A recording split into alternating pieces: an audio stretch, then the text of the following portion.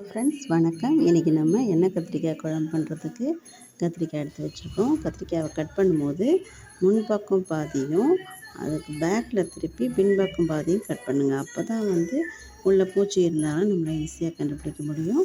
பொடி எடுத்து வச்சுருக்கேன். அதோட கொஞ்சம் தேங்காய் பொடி பண்ணினோன்னா அதையும் சேர்த்து இன்றைக்கி பண்ண போகிறேன். வாங்க பார்க்கலாம். கடலைப்பருப்பு மல்லி இடித்த பொடி இருக்கு இல்லையா, அதோட 2 ஸ்பூன் தேங்காய் பொடி போட்டிருக்கேன். இதை இதுக்குள்ளே வைக்கலாம். வாங்க. இந்த மாதிரி வைக்கும்போது தான் நம்ம பூச்சி இருந்தாலும் கண்டுபிடிச்சிடலாம். மசாலாவும் நல்லா உள்ள வரையிலும் நல்லா காய்க்குள்ளே இறங்கும்.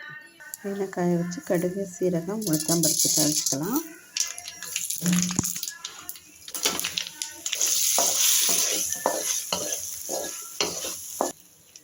கத்திரிக்காய் வதக்கணும். புளி தண்ணி ஊற்றிடலாம். உப்பு காரம் பார்த்து கொதிக்க விட்டுருங்க. அவ்வளோதான்.